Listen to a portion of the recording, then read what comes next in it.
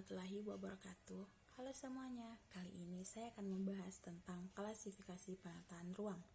Pertama-tama perkenalkan, nama saya Vivi Wulandari dari jurusan Pendidikan IPS angkatan 2019 Fakultas Ilmu Sosial di mata kuliah Kajian Wilayah.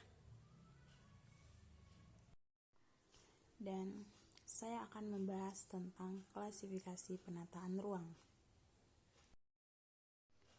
Selanjutnya, apa itu klasifikasi penataan ruang?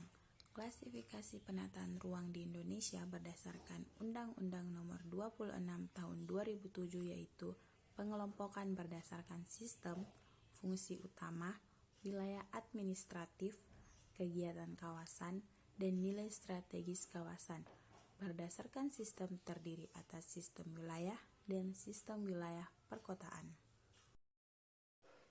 Penataan ruang diklasifikasikan berdasarkan 5 bagian, dan yang pertama ada sistem, yang kedua kegiatan kawasan, yang ketiga wilayah administratif, yang keempat fungsi utama kawasan, dan yang kelima nilai strategis kawasan. Yang pertama ada sistem. Sistem terbagi menjadi 2 bagian. Bagian pertama, sistem wilayah. Penataan ruang berdasarkan sistem wilayah merupakan pendekatan dalam penataan ruang yang mempunyai jangkauan pelayanan pada tingkat wilayah. Bagian kedua, sistem internal perkotaan. Penataan ruang berdasarkan sistem internal perkotaan merupakan pendekatan dalam penataan ruang yang mempunyai jangkauan pelayanan di dalam kawasan perkotaan.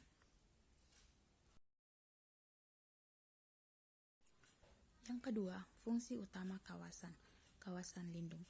Yang termasuk kawasan lindung yaitu bagian pertama, kawasan yang memberikan perlindungan, kawasan bawahannya antara lain kawasan hutan lindung, kawasan bergambut, dan kawasan resapan air. Bagian kedua, kawasan perlindungan setempat antara lain sepadan pantai, sepadan sungai, kawasan sekitar danau atau waduk, dan kawasan sekitar.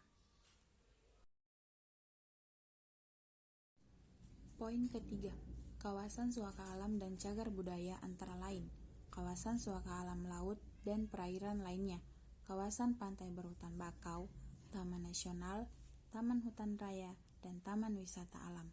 Poin keempat, kawasan rawan bencana alam antara lain kawasan rawan letusan gunung berapi, kawasan rawan gempa bumi, kawasan rawan tanah longsor, kawasan rawan gelombang pasang, dan kawasan rawan banjir. Dan poin kelima, kawasan lindung lainnya, misalnya Taman Buru, Cagar Biosfer, kawasan perlindungan Nutfa, kawasan pengungsian satwa dan terumbu karang. Selanjutnya, kawasan budidaya. Yang termasuk dalam kawasan budidaya adalah kawasan peruntukan hutan produksi, kawasan peruntukan hutan rakyat, kawasan peruntukan pertanian, kawasan peruntukan perikanan, kawasan peruntukan pertambangan, kawasan peruntukan permukiman, kawasan peruntukan industri, kawasan peruntukan pariwisata, kawasan tempat beribadah, kawasan pendidikan, dan kawasan pertahanan keamanan. Selanjutnya, kawasan lindung dan budidaya di Indonesia ada 4 poin, dan yang pertama, hutan lindung Kalimantan. Yang kedua, bendungan Bili-Bili di Sulawesi Selatan. Yang ketiga, kawasan pertambangan Grasberg dan Freeport. Yang keempat, kawasan wisata Puncak Bogor. Baik, poin ketiga, wilayah administratif.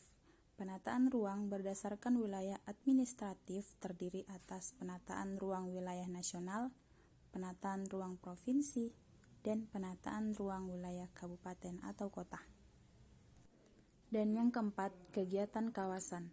Penataan ruang berdasarkan kegiatan kawasan terdiri atas penataan ruang kawasan perkotaan dan penataan ruang kawasan pedesaan. Poin kelima, nilai kawasan strategis. Kawasan strategis merupakan masyarakat yang di dalamnya berlangsung kegiatan yang mempunyai pengaruh terhadap yang pertama, tata ruang di wilayah sekitarnya. Yang kedua, kegiatan lain di bidang yang sejenis dan kegiatan di bidang lainnya. Dan yang ketiga, peningkatan kesejahteraan masyarakat. Selanjutnya, jenis-jenis kawasan strategis. Jenis kawasan strategis antara lain adalah kawasan strategis dari sudut kepentingan pertahanan dan keamanan, pertumbuhan ekonomi sosial, pendayagunaan sumber daya alam dan teknologi tinggi, serta fungsi dan daya dukung lingkungan hidup. Pada poin pertama, yang termasuk kawasan strategis dari sudut kepentingan pertahanan dan keamanan antara lain adalah kawasan perbatasan negara, termasuk pulau kecil terdepan, dan kawasan latihan militer. Poin kedua, yang termasuk kawasan strategis dari sudut kepentingan pertumbuhan ekonomi antara lain adalah kawasan metropolitan, kawasan ekonomi khusus, kawasan pengembangan ekonomi terpadu, kawasan tertinggi, serta kawasan perdagangan dan pelabuhan bebas. Poin ketiga, yang termasuk kawasan strategis dari sudut kepentingan sosial dan budaya antara lain kawasan adat tertentu, kawasan konservasi, kawasan budaya, termasuk warisan budaya yang diakui sebagai warisan dunia, seperti Kompleks Candi Borobudur dan Kompleks Candi Prambanan.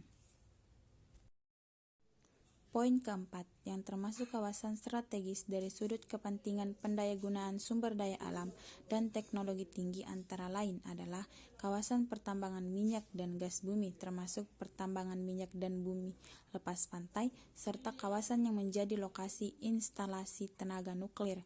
Dan poin kelima, yang termasuk kawasan strategis dari sudut kepentingan fungsi dan daya dukung lingkungan hidup antara lain adalah kawasan perlindungan dan pelestarian lingkungan hidup, termasuk kawasan yang diakui sebagai warisan dunia seperti Taman Nasional Lorentz, Taman Nasional Ujung Kulon, dan Taman Nasional Komodo. Poin keenam, nilai strategis kawasan tingkat nasional, provinsi, dan kabupaten atau kota diukur berdasarkan aspek eksternalitas, akuntabilitas, dan efisiensi penanganan kawasan sebagaimana dimaksud dalam Undang-Undang Pemerintahan Daerah.